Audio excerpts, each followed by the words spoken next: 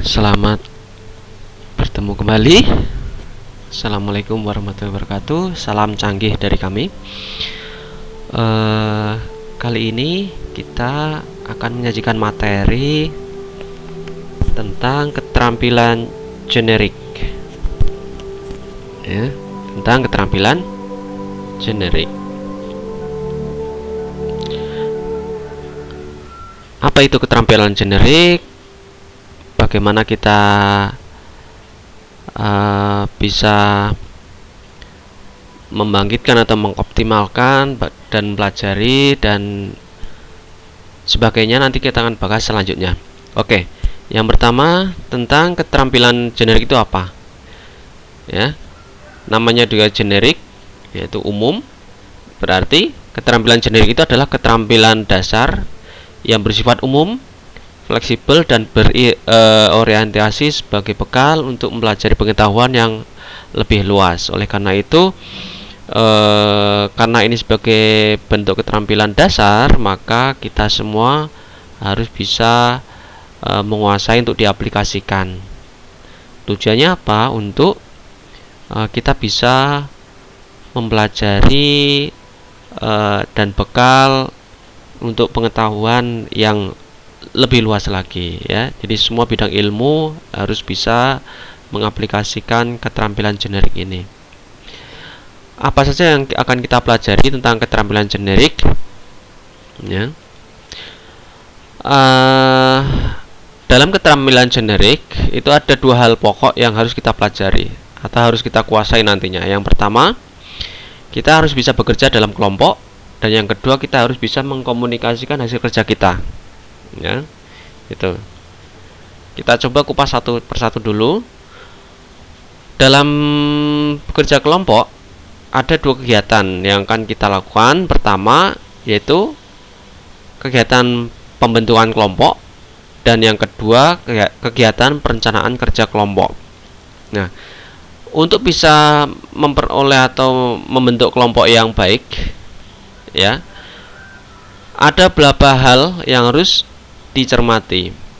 Ini kaitannya dengan bagaimana kita bisa membuat sebuah kelompok yang kompak, yang saling bersinergi. Yang pertama, kita harus bisa memahami persoalan dan tujuan bersama yang akan dicapai oleh kelompok.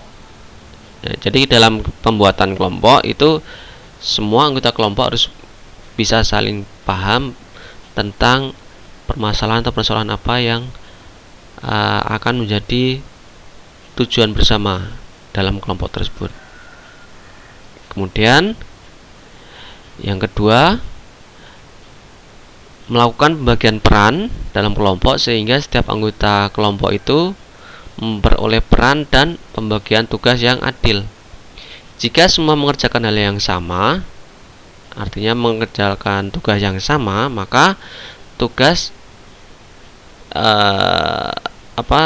tidak akan selesai karena tugas yang lain tidak ada yang mengerjakannya. Maka harus ditunjuk seorang ketua kelompok jika anggotanya banyak, atau hasilnya perlu dikumpulkan dan diintegrasikan, gitu ya. Gitu. Jadi kalau ada banyak pekerjaan dan semua anggota kelompok hanya mengerjakan satu jenis pekerjaan, maka pekerjaan yang lain akan terbengkelai. Ini membuat kelompok tidak sinergi. Yang ketiga, mengerjakan tugas sesuai dengan peran masing-masing. Jangan khawatir kalau perannya berbeda. Jadi siswa dapat berganti peran pada tugas berikutnya, gitu kan? Jadi pada sebuah kelompok bisa jadi perannya itu saling di rolling, gitu. Ya, gitu. Nah, selanjutnya adalah setelah masing-masing mengerjakan bagiannya yang sesuai, ya, sesuai perannya itu, maka kita membuat subtim. Kemudian dari masing-masing subtim itu harus mengumpulkan tugasnya dan mengintegrasikannya menjadi satu, ya. Jadi tugas dari masing-masing kelompok atau masing-masing anggota kelompok tersebut kita satukan, kita integrasikan.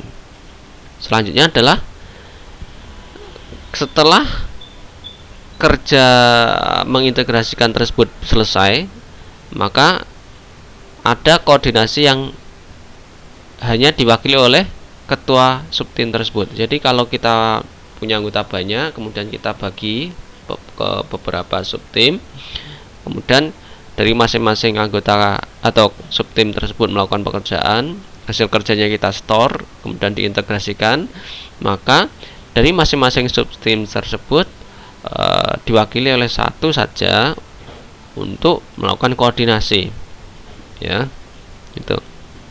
Kemudian kelompok dipimpin oleh ketua kelompok tadi yang sudah dibentuk tadi, melakukan diskusi antar rekan sebaya, ya, kemudian merumuskan kesimpulan semua kelompok dengan berdiskusi tersebut, ya, itu. Jadi prinsipnya di sini ketua kelompok itu berperan sebagai koordinator. Itu teknik bagaimana kita bisa membentuk kelompok yang baik. Kemudian setelah kelompok terbentuk, maka kita harus bisa melakukan perencanaan kerja kelompok. Nah, perencanaan kerja ini harus dilakukan dengan membuat strategi yang sesuai dengan mempertimbangkan sumber daya yang dimiliki oleh kelompok kita terkait dengan jumlah anggota tim, waktu untuk mengerjakannya, dan peralatan yang dimiliki di kelompok tersebut. Itu ya. Itu kompetensi pertama yang harus dikuasai. Bagaimana kita bekerja dalam kelompok. Pertama, kita bisa membentuk kelompok yang baik. Yang kedua, kita bisa merencanakan kerja kelompok. Nah, kompetensi yang kedua yang harus dikuasai dalam keterampilan generik ini adalah bagaimana kita bisa mengkomunikasikan hasil kerja kita, ya. Jadi hasil kerja kelompok itu bisa kita komunikasikan, baik dikomunikasikan secara berkelompok maupun secara mandiri. Bagaimana kita bisa melakukan komunikasi atau mengkomunikasikan hasil kerja kita? Itu bisa dilakukan dengan dua cara. Pertama, kita bisa membuat infografis. Yang kedua, bisa kita membuat presentasi, gitu ya. Nah, dalam mengkomunikasikan hasil kerja ini kita bisa melakukan dengan infografis dan presentasi ini, ya. Infografis itu adalah sebuah material yang berisi informasi baik berupa teks maupun gambar, ya, atau grafik, ya, yang akan mempermudah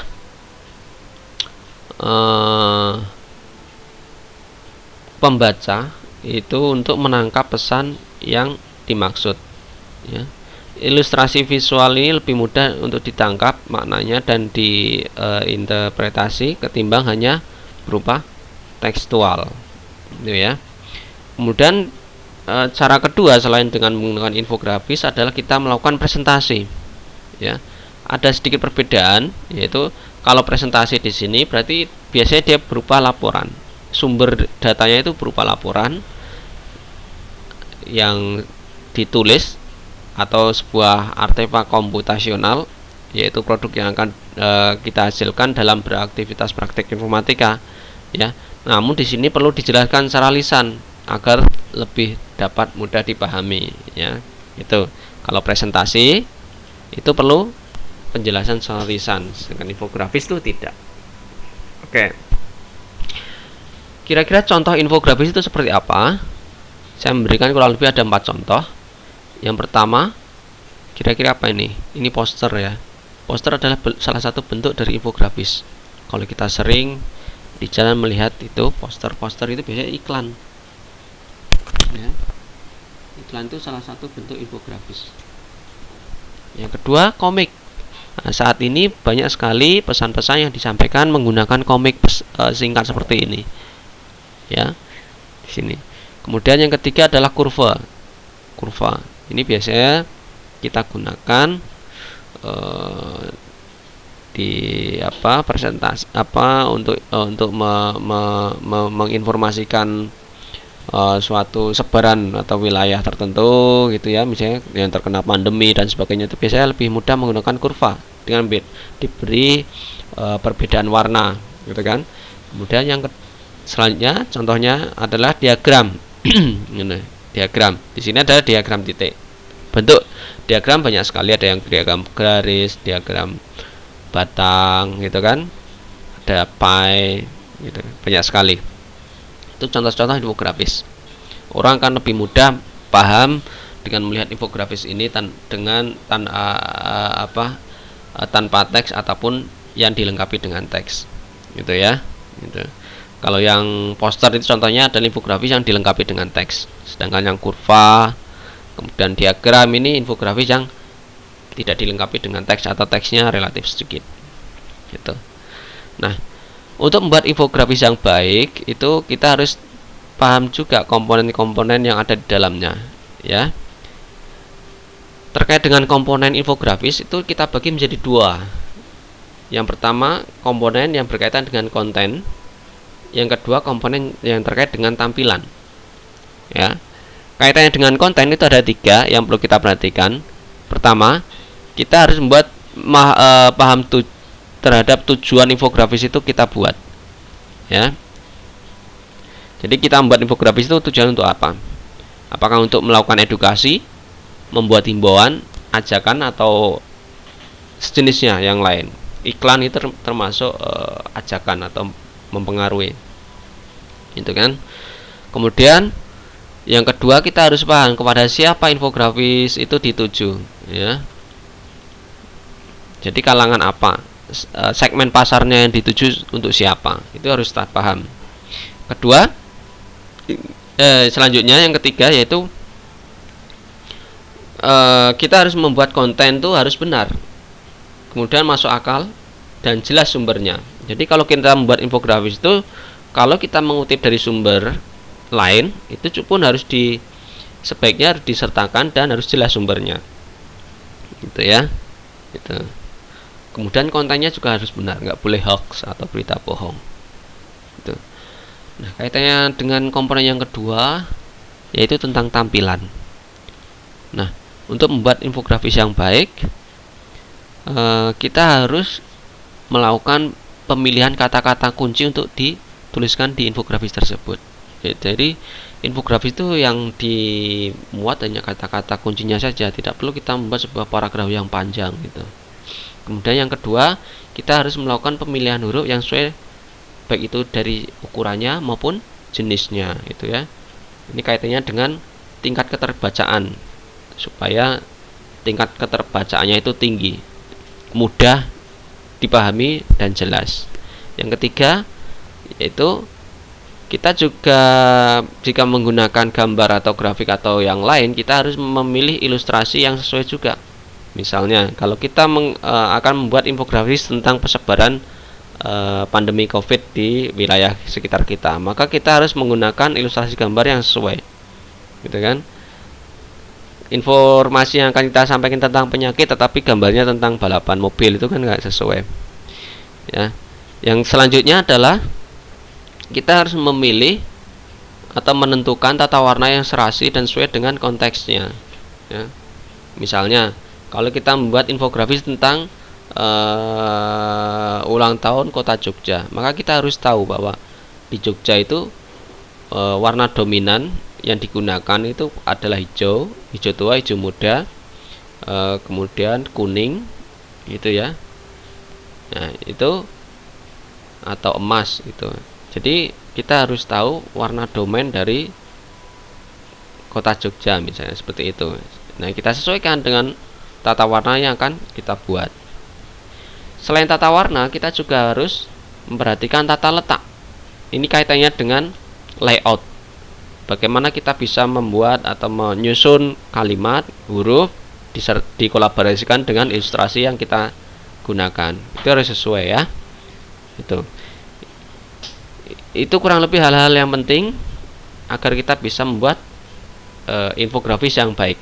Nah, menginjak ke bagian yang kedua, cara kedua kita mempresentasikan atau mengkomunikasikan hasil kerja kita adalah menggunakan presentasi. Ya. Nah, dalam presentasi ada kriteria dari kita bisa membuat sebuah presentasi yang baik. Nah, bagaimana cara kita bisa membuatnya, itu kurang lebih ada dua komponen juga yang harus diperhatikan. Yang pertama kaitannya dengan komponen konten dan kaitannya dengan komponen tampilan. Namun karena presentasi ini harus dijelaskan, dipaparkan, maka ada satu hal lagi yang masih terkait dengan hal ini, yaitu bagaimana cara kita melakukan presentasi yang baik nantinya, gitu ya. Oke, kita coba kupas satu-satu. Kaitannya dengan konten, bagaimana kita bisa membuat presentasi yang baik. Ya, pertama, presentasi tersebut harus mengandung bagian penting yang menunjukkan alur logika dari paparan yang mengalir dengan runtut. Ya, jadi kalau kita membuat presentasi itu harus runtut. Ya, gitu. Paparannya harus runtut. Yang kedua, dalam membuat presentasi kita juga harus menulis dengan bahasa yang sesuai dan dalam bentuk butir-butir kata kunci serta ringkasan teks saja, gitu ya. Jangan sampai kita membuat presentasi yang isinya satu paragraf penuh. Tidak perlu, kita hanya mengambil poin-poin utamanya saja. Nah, kaitannya dengan alur logika dan paparan yang baik tadi dalam membuat sebuah slide atau presentasi, itu ada beberapa hal yang perlu kita pertimbangkan. Pertama, ringkasan. Ya, dalam membuat presentasi yang runtut, maka yang pertama kita harus membuat ringkasan, atau kita sebut abstraksi, ya. Jadi pada saat kita memaparkan, membuat slide itu, kita paling enggak ringkasannya. Ringkasan itu tidak hanya berupa teks, bisa juga dalam bentuk ilustrasi gambar atau flowchart, gitu ya. Kemudian kita paparkan. Yang kedua, kita juga harus menuangkan latar belakangnya secara singkat di sana. Nah, baru setelah dua hal tadi kita baru masuk ke paparan utamanya. Nah, itu runtutnya seperti itu ya. Kalau kita sudah masuk selesai memaparkan dari materi utamanya, maka di akhir presentasi itu kita membuat slide penutup atau ya biasanya berupa simpulan. Itu. Jadi urutannya seperti ini kalau kita membuat slide-nya, ya. Gitu. Kemudian kaitannya dengan konten sudah, kaitannya dengan tampilan sekarang. Ya. Tidak jauh berbeda dengan tadi infografis, ya, kalau presentasi itu. Jadi kalau membuat presentasi yang baik itu kita juga harus memilih huruf yang sesuai, ya. Hurufnya cukup besar, ya, untuk dapat dilihat oleh audiens, ya.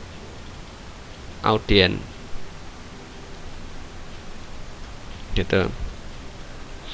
Jadi karena dalam sebuah slide presentasi itu isinya cuma poin-poin utamanya saja, maka diusahakan hurufnya itu cukup terbaca oleh audiens, biasanya baik duduk di depan atau belakang. Kemudian yang kedua, harus ada keseimbangan antara teks dan ilustrasi yang kita gunakan, seimbang dalam bentuk ukurannya, gitu kan. Jangan sampai teksnya terlalu kecil kemudian ilustrasinya besar sekali dalam satu halaman slide, tidak seimbang, itu nggak baik. Kemudian yang ketiga, kita harus mempertimbangkan juga jumlah lembar yang harus kita buat. Itu biasanya disesuaikan dengan alokasi waktu yang disediakan. Misalnya kita kalau presentasi disediakan waktu misalnya 15 menit, maka kita cukup maksimal membuat slide itu 5 lembar saja, ya. Bahkan ada orang yang sudah profesional itu kadang hanya membuat 1 atau 2 slide saja, sedangkan waktu untuk menjelaskan 2 slide tersebut bisa memakan waktu sampai 30 menit, gitu ya. Nah, kemudian hal kedua kaitannya dengan presentasi yang harus kita kuasai adalah bagaimana kita harus mempresentasikan presentasi kita atau slide kita itu dengan baik, ya. Ada beberapa hal yang perlu kita perhatikan. Pertama, siapkan bahan presentasi dengan baik dan menarik, sesuaikan dengan waktu yang disediakan. Kemudian disertai catatan tentang penekanan apa yang akan disampaikan. Jadi kita bisa juga membuat catatan kecil untuk kita sebagai catatan pribadi kita pada saat kita melakukan presentasi itu, kita untuk bisa menekankan di opsi-opsi atau poin-poin tertentu. Yang kedua, siapkan alat bantu seperti pointing ya, bisa berupa laser pointing dan sebagainya ya. Yang ketiga, perhatikan siapa pendengarnya dan konteks dari presentasi karena akan menentukan gaya bahasa lisan dan gaya bahasa tubuh yang cocok. Nah, di sini menariknya, karena presentasi itu kita harus memaparkan, maka untuk meyakinkan dan mempermudah informasi yang kita sampaikan kepada audiens, itu biasanya kita dukung dengan bahasa lisan dan gaya tubuh, gesture, gitu ya. Itu sangat mendukung dalam proses penyampaian informasi kita kepada audiens. Itu. Kaitannya dengan bagaimana kita bisa berbahasa lisan tersebut, yang perlu kita perhatikan adalah paparkan dengan bahasa lisan yang baik. Yang kedua, pakai bahasa tubuh yang baik pula. Ya. Jadi dua hal ini yang sangat mendukung keberhasilan kita melakukan presentasi. Ya, yang keempat, saat menjelaskan produk atau materi yang kita presentasikan itu sampaikan dengan alur logika yang menunjukkan penalaran yang runtut. Nah, tadi sudah disebutkan di atas. Pada saat membuat presentasi, slide yang kita buat pun harus runtut dalam hal mendukung ini, ya, dalam mendukung penyampaiannya. Misalnya mulai dari deskripsi persoalan, usulan solusi, solusinya bagaimana, kemudian simpulannya. Ya kan, itu. Nah, yang terakhir, kita harus biasanya membuat sesi atau membuka sesi tanya jawab. Sesi tanya jawab itu bisa dibuka di akhir sesi atau pada saat presentasi berlangsung. Nah, bagaimana pada saat kita membuka sesi tanya jawab ini? Hal yang perlu kita lakukan adalah, satu, kita bisa menjawab dengan ringkas dan tegas sesuai dengan pertanyaannya. Itu ya. Jadi jawabannya itu nggak usah bertele-tele, ringkas, tegas, jelas. Yang kedua, jika kita kurang memahami pertanyaannya, apa yang bisa kita lakukan? Pertama, kita mengucapkan ulang pertanyaannya itu dengan bahasa kita, atau kita rangkum dan ulangi dulu untuk klarifikasi, ya. Gitu. Sebelum kita menjawab pertanyaan yang diajukan tersebut, gitu ya. Itu caranya. Kemudian